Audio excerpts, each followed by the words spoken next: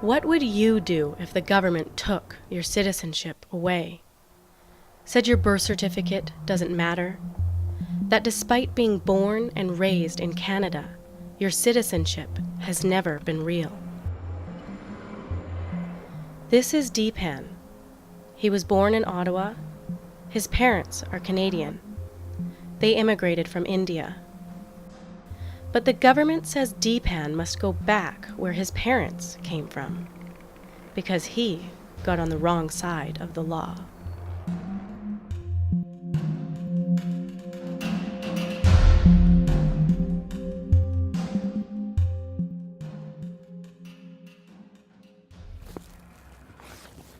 Welcome to Canada, fighting deportation. I had a troubled childhood. Wanted to get away, so I ran. Then got in trouble because living on the street, sleeping in the bench, sleeping in cars. Then you get to do in crime, then get in trouble with the law. I'm on the right side, my brother's on the left side. I'm just posing for a picture. My brother's smiling, but I'm not smiling.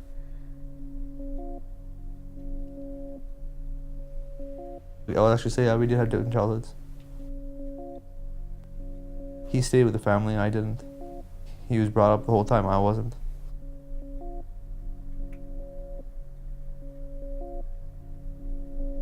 I'm not close to my dad as I'm close to my mom. He expected me to be something in life. I don't care if I let him down. Nor do I give a damn how he feels about me whatsoever. I don't want to think about the past. I don't want to remember the past. I just want to keep on moving forward in life and trying to better my life instead of thinking and harping and what is it going to do for me? Absolutely nothing. But the past is not easy to escape. His parole has forced him back into his parents' house. Deepan ran away from home to live on the streets when he was 12. He soon found himself mixed in with the wrong crowd. It's a decision that still haunts him today. It's a decision that eventually landed him behind bars. At 19, Deepan was sentenced to 3.5 years in prison for a drug and weapon conviction. And that's when his deportation problems began. Deepan is one of the more focused clients I've ever had. He is in constant communication with me. There's a very obscure part of the Citizenship Act and basically sets out if you're born of people who are working for diplomats, you're not considered a citizen through birth, and you have to get your citizenship by other means. For 4 years, Deepan's parents worked for an Indian diplomat in Canada, cooking and cleaning at the commissioner's home. But months before Deepan was born, his parents stopped working for the Indian diplomat. Because of this, Deepan is not recognized as a citizen by the government of India. Despite this, the Canadian government claims Deepan is not a citizen here either. So what the Canadian government has done, they've effectively made Deepan stateless.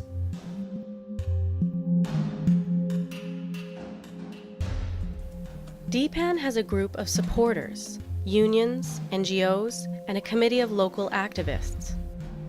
They help publicize the case, raise funds for the cause, and organize lobbying campaigns on his behalf.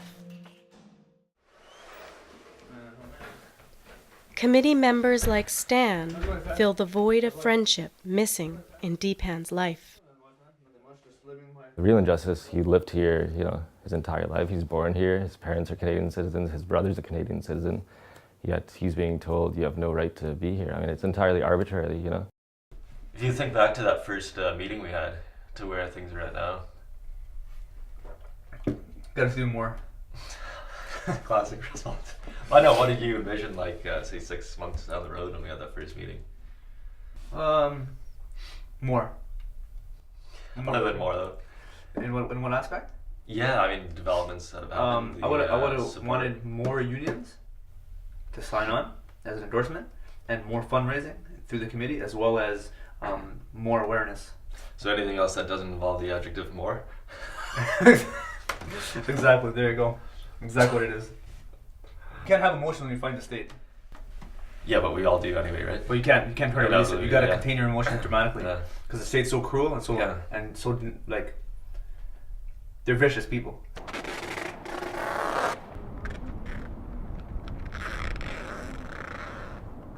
My life is my campaign. So got no social life, just strictly meetings, exercise, and campaigning. That's all I have.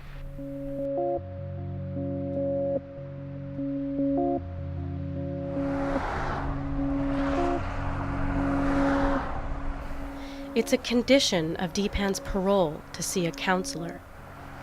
Not trusting the government, he pays for his own as well.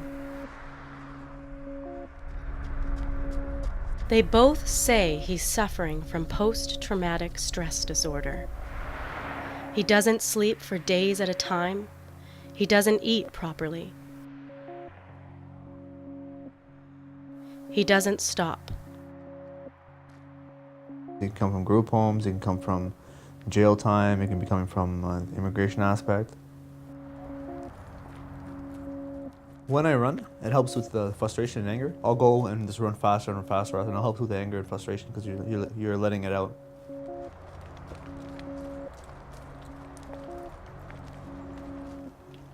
In prison, you have a time cap.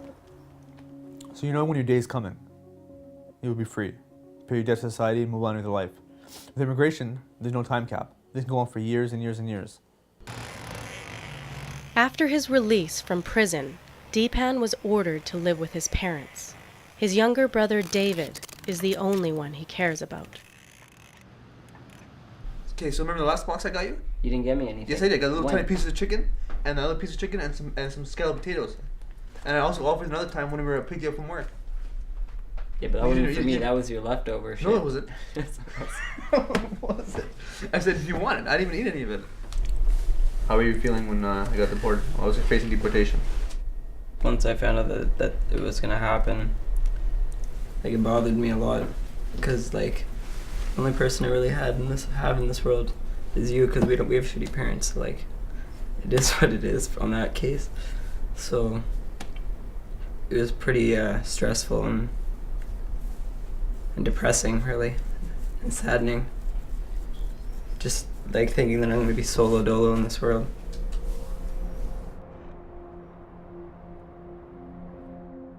After a surprise visit from armed officers, Deepan put up 11 security cameras.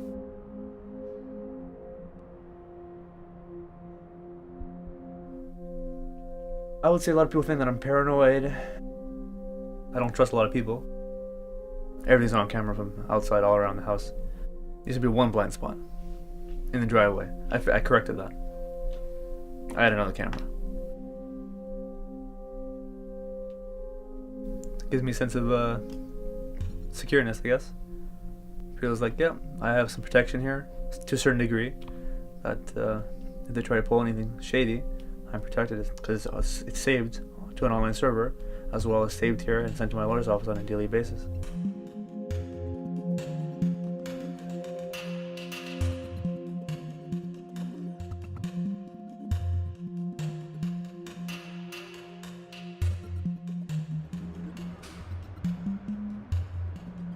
It's uncertain if Deepan's nightmare will end. But he thinks about that day. When they declare him citizen, how would it feel like? That day? Okay, I won. I'm still neutral. No emotion. How could I have emotion that I won? The government took away my citizenship, made me become stateless, no healthcare, no nothing. I'm fighting every single aspect, sitting in this kind of limbo for years on years, dealing with all these kind of conditions, with no violation of complete charter rights, violation of international law. Why would I be happy? I'm getting back what my birthright. So what's so happy to be about? I'm getting back something that I already had, that they took away? What's there to happy about? There's nothing to be happy about.